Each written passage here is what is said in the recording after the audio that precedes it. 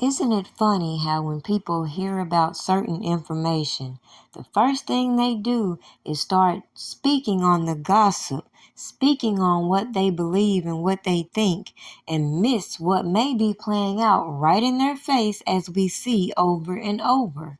Now, a lot of people have been speculating about August Alsina's sexuality for some time now.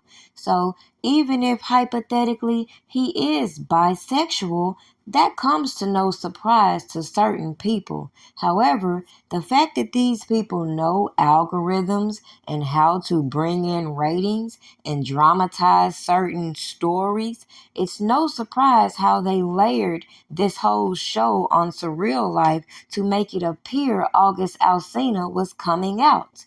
But the thing is, did you actually pay attention to what he said and the wordplay these trained media personalities will say when they're put on these platforms?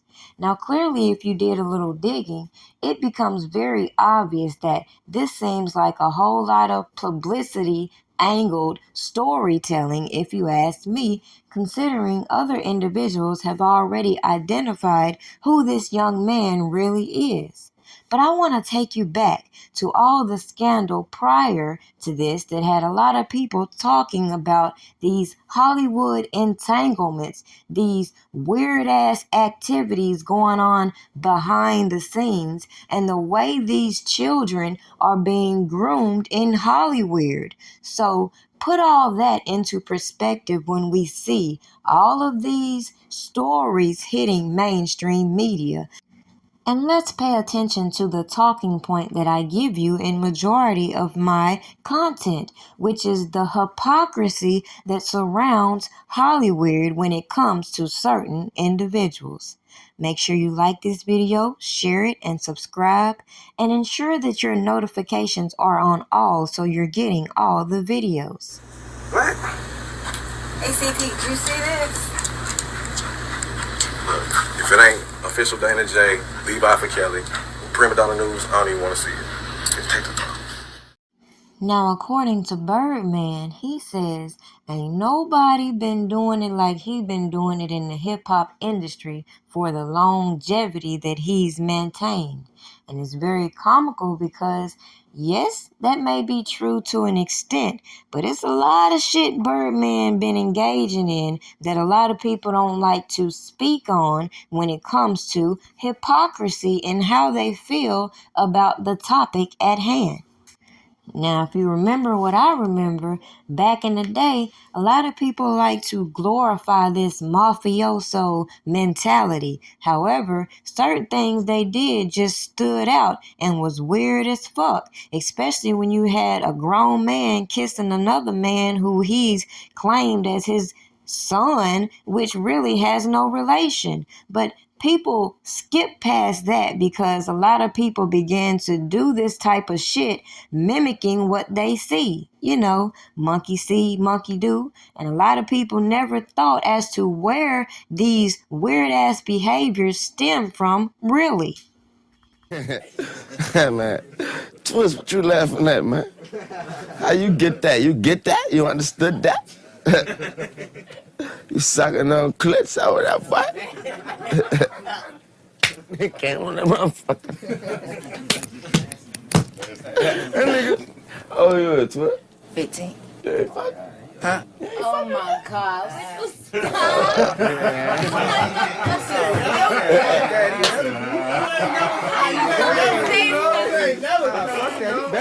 You bet? I'm on the real.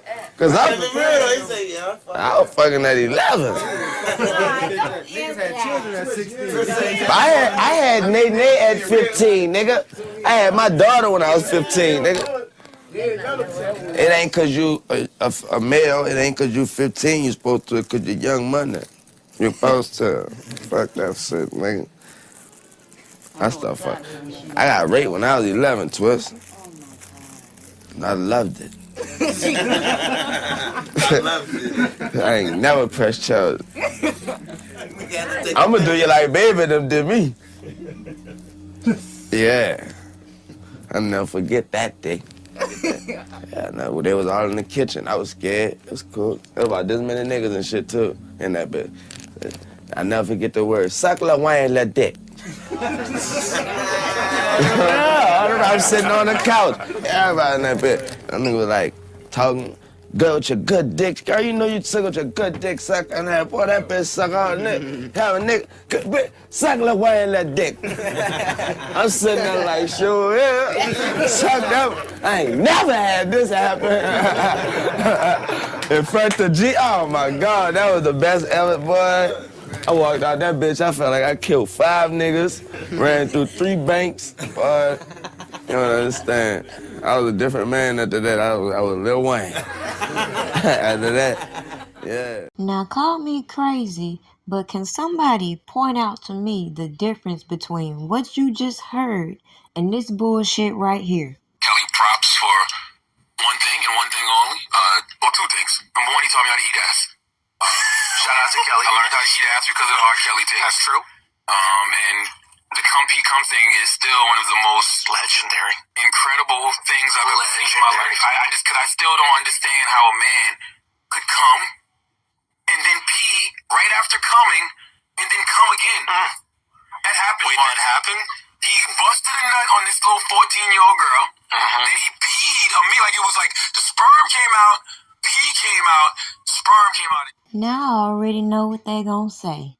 It's okay to introduce these young boys to sex early. It's okay for grown individuals to be on record saying that other people force them into sexual activity as a minor. But we gonna sit back quiet as all these people manufacture a fucking RICO against Robert Kelly for specific reasons when we go back in time and realize that all these people speaking out clearly praised this man at one point. So how in the fuck can we take their word for anything?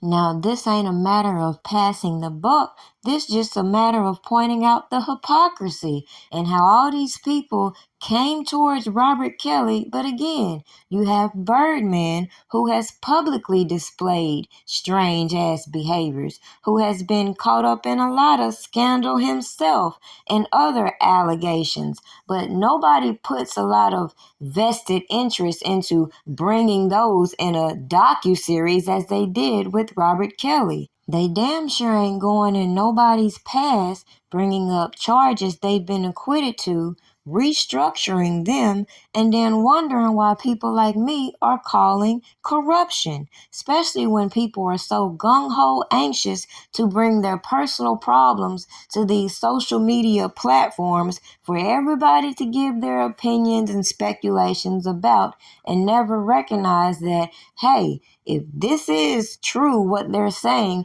there's a process that needs to be handled accordingly. Yet it's a fact when it comes to these criminal procedures, when certain information is being pushed throughout social media, it tends to taint the investigation. So it's no surprise that to this day, people are still supporting Tory Lanez, for example, even though some people wish that they would just walk away from him based off of what Meg Thee Stallion said, when he still is entitled to his due process in court. So back to August Alsina. It's no strange coincidence that he was brought around Will Smith and Jada's son, then all of a sudden ends up in this entanglement in which he came out saying that Will Smith gave his blessings, and we saw how all of that went left from there. So the point is, when we see these influencers and other people coming to bring certain information to these platforms, again, it's always wise to open up your point of view instead of looking at things from a simple perspective. So the major point in this video, clearly, August Alsina did not come out gay, but we saw all the clickbait. We saw all the people trying to capitalize off of this moment, and we saw how producers can spin a story in order to make it appear a certain way. So what's wrong with people coming out saying, when we hear this, especially when it came to a series like Surviving R. Kelly, which led to an investigation, which led to all these janky ass witnesses using these platforms to show how janky this whole investigation was, is beyond me, while all these goofy ass people want to put their focus on people like me. Make this shit make sense.